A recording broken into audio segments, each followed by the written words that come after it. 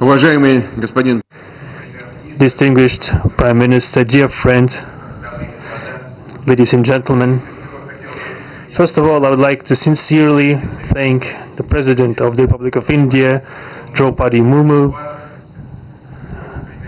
you personally, distinguished Prime Minister, and all our Indian colleagues for the warm and hospitable welcome accorded to the Russian delegation. The negotiations that we just had with the Indian colleagues, and as well as our talk yesterday with distinguished Mr. Modi in the form of Tele-said at his residence, the dinner was great. I would like to thank you for this sign of attention. These talks were very useful. They were held in a constructive and a friendly atmosphere, in the spirit of the special and privileged partnership between Russia and India. I would like to point out that we and Prime Minister Modi have established a close working dialogue.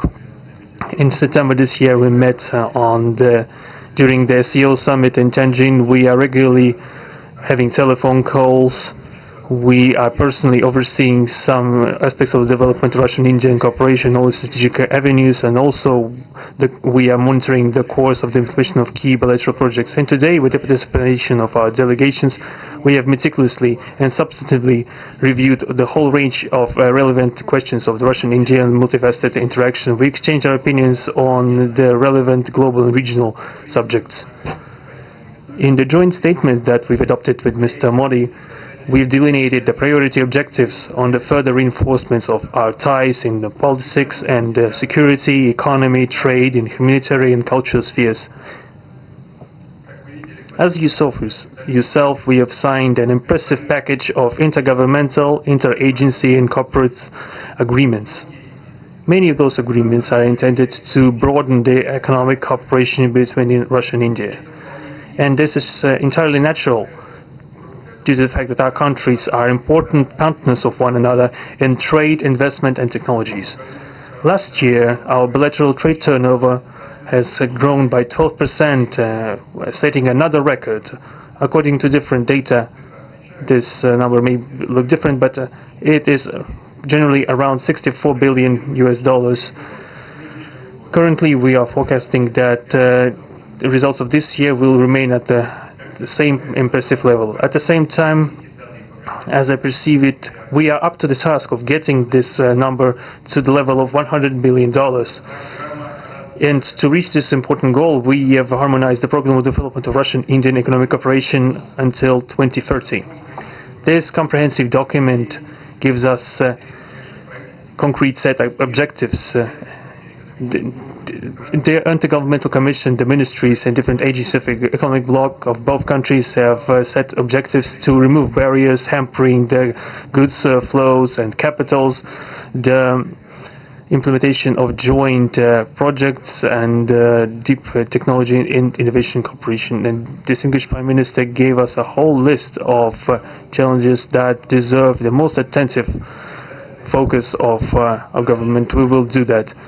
The growth of Russian-Indian commercial links would be helped by the creation of a free trade zone between India and the Eurasian Economic Union. We are already conducting work on the corresponding agreement. I would like to note with satisfaction that our countries are gradually moving to the use of national currencies in mutual settlements. The share of these national currencies is already 96% in commercial deals.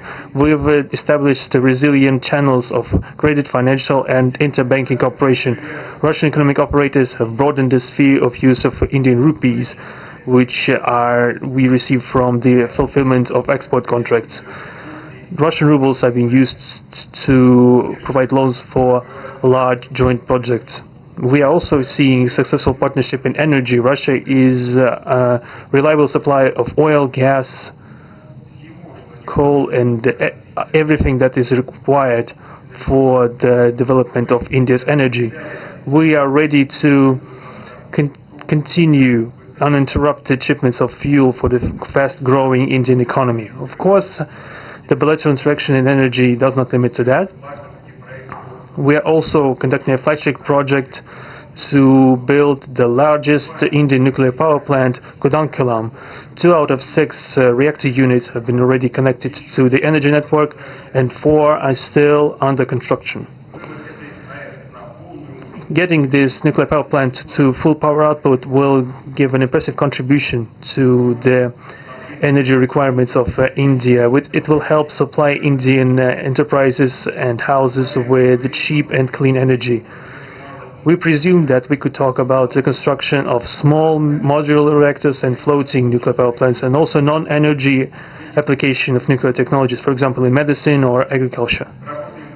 We are working with our Indian partners to build new, effective international transport logistic routes, including the projects to create an international north-south transport corridor from Russia and Belarus to the Indian Ocean coast. There are large opportunities for bilateral trade due to the broadening of the trans-Arctic transport corridor infrastructure, including its main artery, the Northern Sea Route. There are many other sectors of the economy where Russia and India have garnered positive experience. We are conducting joint initiatives in industry, machine manufacturing, digital technologies, space exploration, and other science-intensive avenues. For example, in accordance with the commercial agreement signed during the visit, there will be a large Russian-Indian pharmaceutical factory built in the Kaluga region in Russia. We will be starting the production of high-quality anti-tumor medicinal drugs using the advanced Indian technology. In their turn, the Russian enterprises will be establishing the production of industrial products in the framework of the Make in India program, which is a hallmark project of distinguished Prime Minister Modi. The prospects of the reinforcement of the interaction of Russian-Indian entrepreneurs and business circles are discussed in detail during the ongoing Business Forum in New Delhi. We are going to take part in the plenary session of this event today together with Mr. Modi. The humanitarian cooperation between Russia and India is also of a multifaceted character. Our peoples throughout centuries have been sincerely interested in the traditions, history, and spiritual values of each other.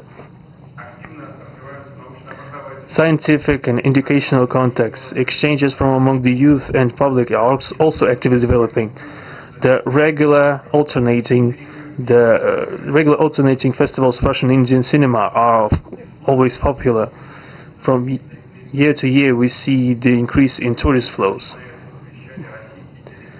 Today, the Russian TV channel RT is starting its broadcast in India. The new channel will undoubtedly help the Indian audience to better know Russia and Russians, and also to receive an objective information regarding what is going on in our country today. While discussing the key global and regional problems, we have confirmed the consonance between the positions of our countries. Russia and India are conducting independent and self-sufficient foreign policy together with our like-minded countries in BRICS and SCO, and from among other countries of the global majority. We are promoting the processes of forming of a more just and democratic multipolar world order. We are defending the main principles of the international law enshrined in the Charter of the UN. Among them, the right of any country for its own way of development and the preservation of their cultural civilizational identity, respect for sovereignty, careful balance of interests of all participants of the world community. As state founders of the BRICS, Russia and India have done a lot of things, and continue to do more to increase the authority of the organization. As you know, next year India will assume the chairship, and the BRICS will provide all necessary assistance to our Indian friends in the work on the relevant BRICS agenda. I would like to point out Russia and India are traditionally closely cooperating in the military-technical sphere. Our country, for the last half a century, has been helping to arm and modernize the Indian Army, including the Air Defense Forces, aviation, and the Navy. In general, we are undoubtedly satisfied with the results of the negotiation we just had. We also, ahead of us, we have the meeting with the President of India, Madam Murmu. But even now, I can express my confidence that the current visit and the agreements reached will help the further deepening of the Russian-Indian strategic partnership for the benefit of our countries and the peoples of India and Russia. Thank you for your attention.